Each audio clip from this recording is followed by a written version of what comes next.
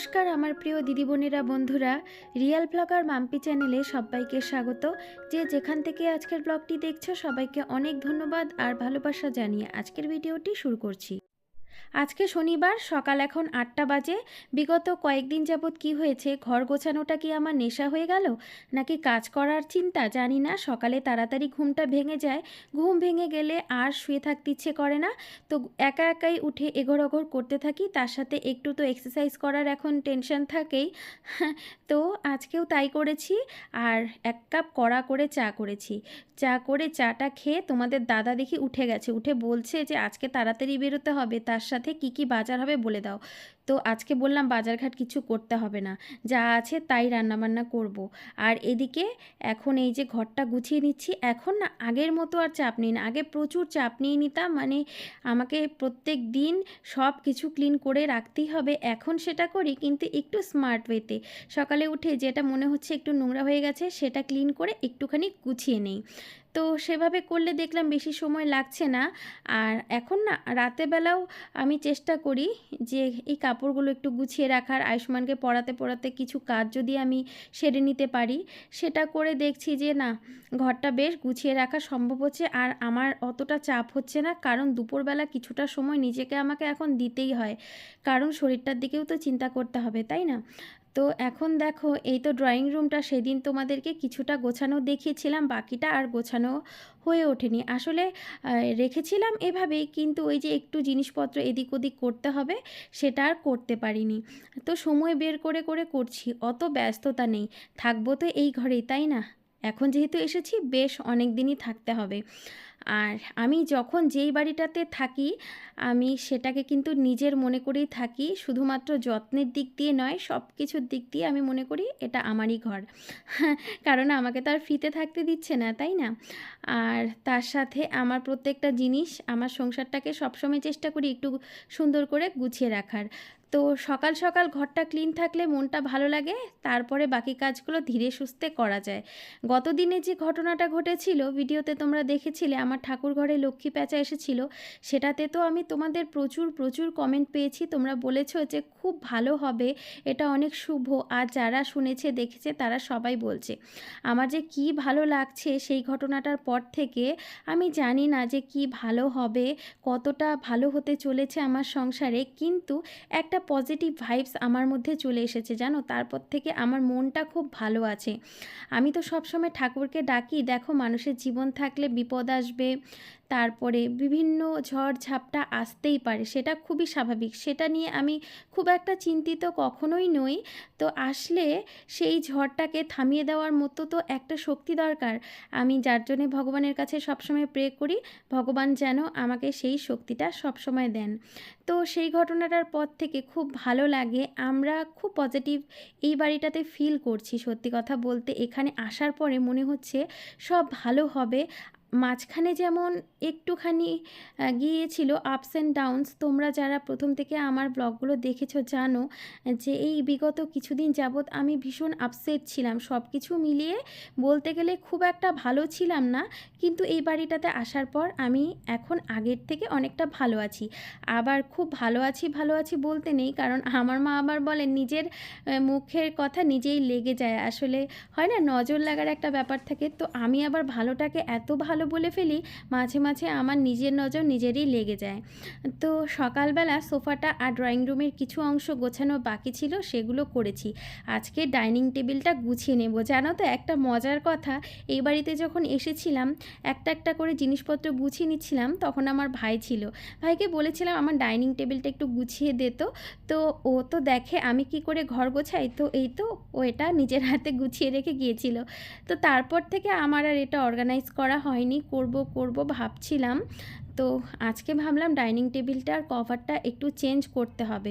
আর জানো তো এই যে ট্রান্সপারেন্ট কভারটা আমি যে এখানে পেতে রেখেছি, আমি আগে কি করতাম, একটু নোংরা হয়ে গেলে এটা সার্ফের জলে ভিজিয়ে ধুয়ে দিতাম, কিন্তু তারপরে দেখলাম ভীষণ রিঙ্কেল পড়ে যায় পাতার পরে, সেই যে টান টান ব্যাপারটা আর থাকে না।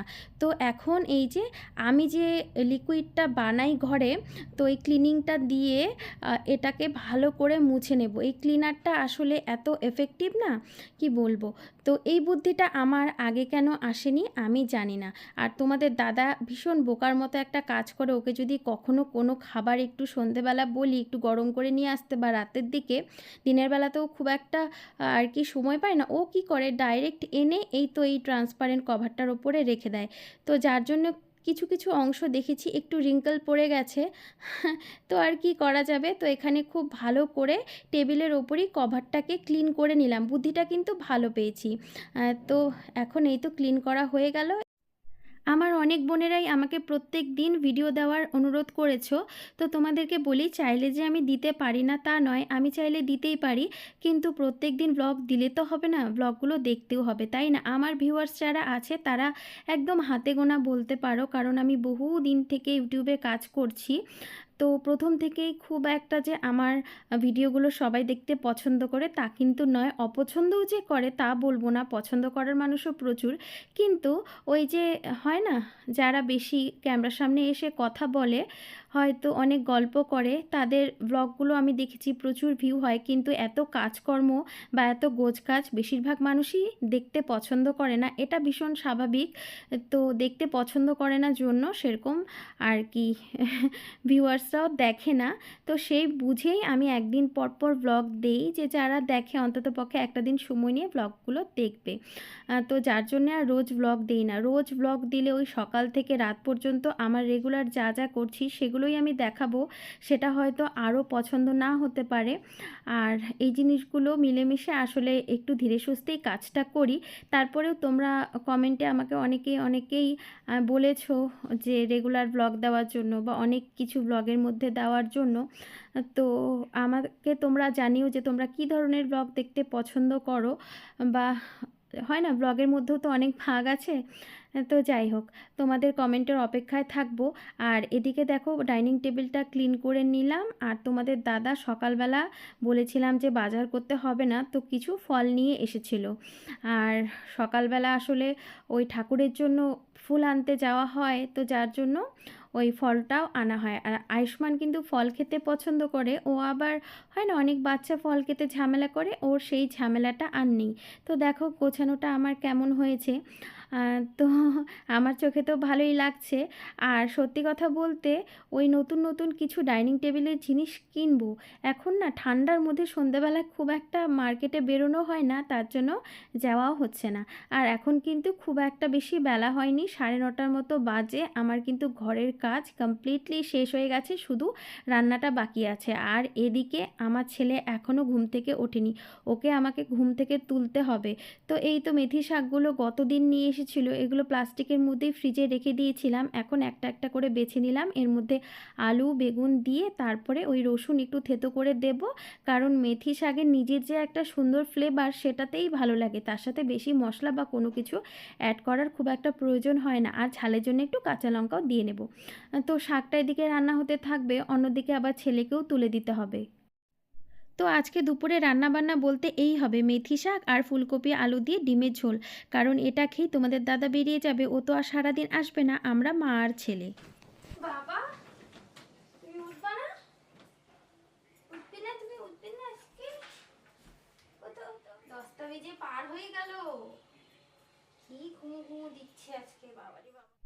আসলে স্কুল থাকলে এত তাড়াতাড়ি ঘুম থেকে উঠতে হয়, এত ঠান্ডার মধ্যে খুব খারাপ লাগে, যার জন্য স্কুল না থাকলে খুব একটা সকালবেলা তুলে দিই না। আর ঘুম থেকে উঠলেই তো বাচ্চা মানুষ এঘোর ওঘোর করতে থাকে ঠান্ডার মধ্যে, আবার কখনো মুজেও পড়ে না, এইভাবে সর্দি কাশি বাঁধিয়ে বসে, যার জন্য ওকে সকাল সকাল ঘুম থেকে তোলার ভুলটা আমি কখনোই করি না।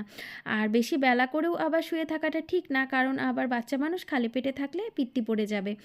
তো ছেলেকে ওই আদর করে একটু সকাল সকাল তুলতে হয়, জানো তো এমনি সময় দেখাবে আমি ভীষণ বড় হয়ে গেছি, কিন্তু সকালবেলা ঘুম থেকে ওঠার সময় ভীষণ বাবা সোনা করে না ডাকলে আবার ওই ঘ্যান ঘ্যান ঘ্যান ঘ্যান করতে থাকে, জানি না কেন, ছোটোবেলা থেকে ওর এটা অভ্যেস, সকালে ঘুম থেকে উঠলে ওই ঘ্যান ঘ্যান ঘ্যান ঘ্যান একটা ব্যাপার সব সময় ওই চলতেই থাকে, তারপরে যত বেলা বাড়তে থাকে আবার ঠিক হয়ে যায়।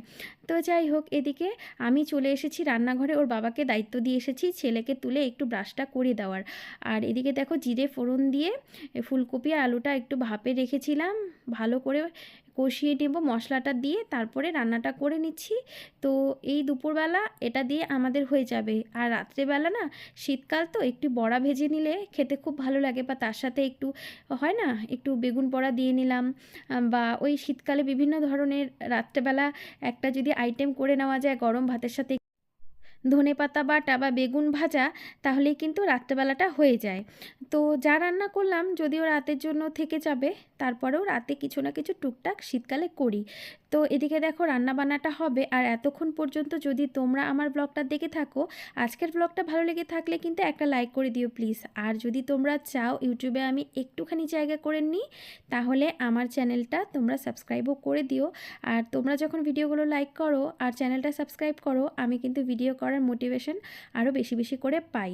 তো এদিকে দেখো রান্না বান্না সব কিছু শেষ হয়ে গেছে, এখন এই তো টুকটাক কিছু কাজ আছে সেগুলো সারবো, তারপরে স্নান পুজোটা করে নেব। তো এই তো সংসারের কিন্তু প্রত্যেক দিনের কাজ এরকমই চলতে থাকে, আর কি তাই না? জীবন যতদিন আছে এভাবেই কাজ চলতে থাকবে, তারপরেও সেটাকে হাসি মুখে আনন্দের সাথেই করতে হবে। তো চলো আজকের ভিডিওটা এখানেই শেষ করছি, আশা করছি তোমাদের ভালো লেগেছে। সবাই খুব ভালো থেকো।